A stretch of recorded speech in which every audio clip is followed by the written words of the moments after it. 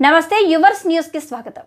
జగిత్యాల జిల్లా ఎండపల్లి మండల కేంద్ర శివారులో గల దస్తగిరి గుట్ట వద్ద గల ప్రభుత్వ భూమిని రాజారాంపల్లి గ్రామానికి చెందిన 18 మంది ఎస్సీలకు 1990 సంవత్సరంలో తలా 5 గుంటల భూమిని అప్పటి ప్రభుత్వం వారికి కేటాయించింది.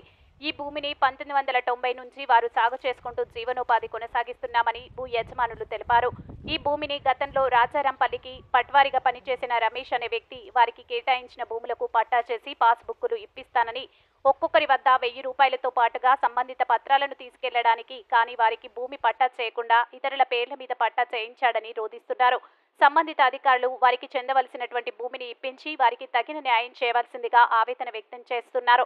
అక్రమ పట్టాదారులు బుధవారం రోజున భూమి చదును చేయడానికి జేసీబీ తీసుకువచ్చి చదును చేసే క్రమంలో ఆ భూమికి చెందిన వ్యక్తులు జేసీబీని అడ్డుకున్నారు. మా భూములు వేరే వాళ్ళు లాక్కోవడం ఏంటని అధికారుల దృష్టికి తీసుకెళ్లగా పట్టించుకోకుండా పెడచెవిన పెడుతున్నారని ఆవేదన వ్యక్తం చేస్తున్నారు. ఇప్పటికైనా వారి గోడును వినిపించుకొని సంబంధిత అధికారులు వారికి కేటాయించిన భూములకు పాస్బుక్లు ఇప్పించవలసిందిగా వారు కోరుతున్నారు.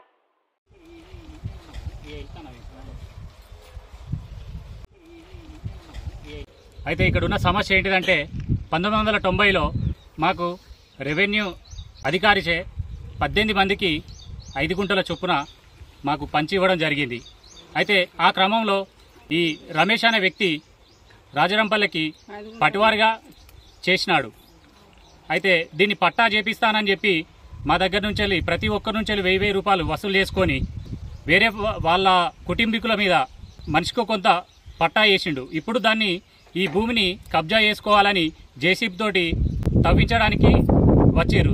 ఈ భూమిని మా భూమిని మాకు ఇచ్చి మాకు న్యాయం చేయగలరని అధికారులను కోరడం అవుతుంది. అధికారులు కూడా మాకు సహకరిస్తలేరు. దయచేసి మా కుటుంబాల్లో ఎవరికన్నా భూములు జాగాలు ఎక్కువగా ఉన్నాయో తెలుసుకొని మాకు సహకరించగలరు. మాకు అన్యాయం చేయకుండా చూడగలరు. 50 ఏళ్ల కింద మేము దొర దగ్గరికి అయినాం. పోతే మాకు ఇక్కడ ల్యాండ్ చూపెట్టిండు.